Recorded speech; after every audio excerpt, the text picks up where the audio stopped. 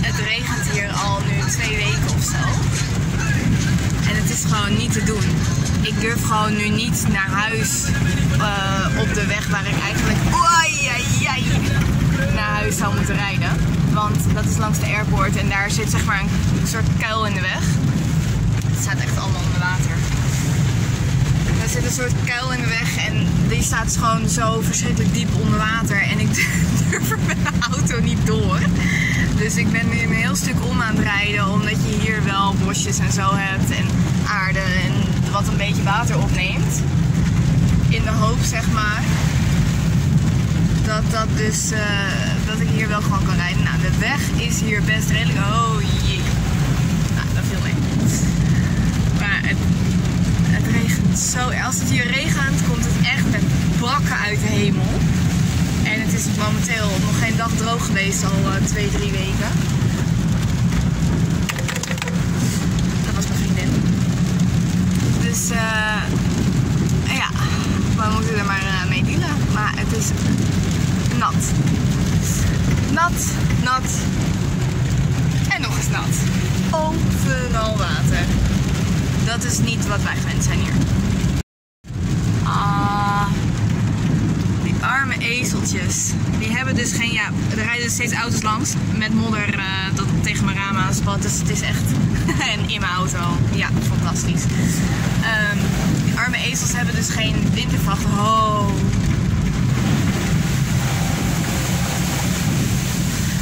Dus die zijn nu doorweekt, dus die hebben het koud.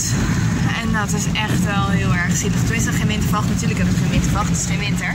Maar ze hebben ook geen waterafstotende vacht. Dus dat is wel een probleem. Dus als die niet goede beschutting hebben, dan ontkoelen ze gewoon. Ik zal eens even kijken of ik nog flamingo's zie. Maar ik denk dat die letterlijk gevlogen zijn. Maar het is ook niet te zien. Ik ben nu op de terugweg de kindjes ophalen. Ik ga weer een beetje omrijden. En ik zag toch nog even een paar flamingo's staan. Hierachter staan er nog heel veel meer. Oh, en daar staan er nog heel erg veel. Maar die staan denk ik een beetje te ver weg om op de camera te zien. Ik weet niet of je het kan zien. Ik ga even weer inzoomen.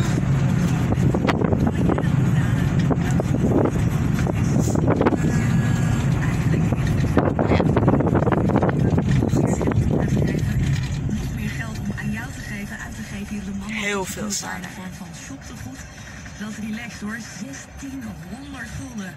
Dat is de jackpot die Hier in de troop heb je veel muggen. Dat zal jullie op zich niet verbazen. Maar waar je veel muggen hebt, heb je ook veel hagedisjes en ook veel gekko's. Die noemen ze hier plakkie-plakkies. En gekko's zijn top, want die eten die muggen en die zitten overal. Dus op je muren en op je plafond en die lopen overal overheen. En dat vind ik allemaal heel leuk, want het zijn hele grappige beestjes. Maar die doen dus ook dit. Let op. Zie je dat? Gekko-poep. Overal. Is boven mijn deur. Gekko-poep. Boven mijn andere deur. Gekko-poep. Overal. We zitten even op de boulevard. Ik heb KFC gehaald. En ik dacht, we gaan lekker genieten van de ondergaande zon. Maar het is best wel bewolkt. Dus ik ben benieuwd of de zonsondergang mooi is. Als het mooi is, dan film ik hem en anders niet. Maar we zijn lekker aan de zee aan het eten. En we wachten even tot zometeen de kerstverlichting aangaat, hè Joey? Ja. Zet ik het ook nog even op de film. Is het lekker, Lil? Goed zo. Nou, de zonsondergang is niks meer geworden.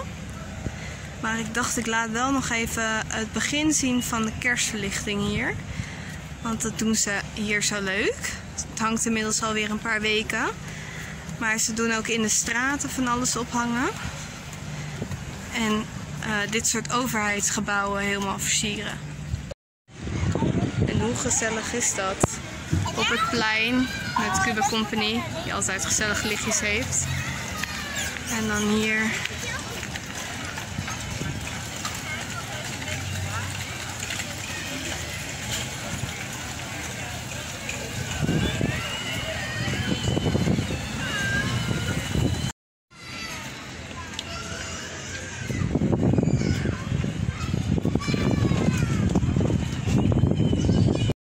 Dit is het VVV-kantoor. En hier is zeg maar de winkelstraat. En daar hangt ook alvast aan alle lantaarnpalen verlichting. En sommige winkels zijn al voor kerst ingericht. Het is zaterdagmiddag, bijna avond. En wat wij eigenlijk al sinds maart doen, is dat we op zaterdag eten ophalen, warme maaltijden. En die brengen we weg naar gezinnen waar geen inkomen is of heel weinig inkomen is. Je hebt hier weinig sociale zekerheden. We hebben geen bijstand, geen WW. Dus als je zonder baan komt te zitten, zit je gewoon zonder inkomen. Nou, er zijn natuurlijk heel veel van ons zonder baan komen te zitten. Ik gelukkig niet, maar wel een groot deel van mijn inkomen is weggevallen. En dit is een van de initiatieven die dat steunt. Het is opgezet door een particulier. En zij vond het gewoon heel schrijnend wat er gebeurde. En wij zijn vaste chauffeurs. Tot nog toe heb ik pas 1 zaterdag niet gekund. En voor de rest zijn we er elke week braaf. En mogen we ook een hapje mee eten. Dus we gaan eten inladen en dan gaan we dat in een wijk rondbrengen. Zo, de buiten is binnen. We hebben een aantal maaltijden. Ik zal even stil eten. Yummy. En verder hebben we voor iedereen een Capri Sun en een appeltje. Dus dat gaan we nu losbrengen. Zo, wij zijn weer thuis. En bij deze ga ik ook de vlog afsluiten. Het is wel weer genoeg geweest voor een week. Tot de volgende keer.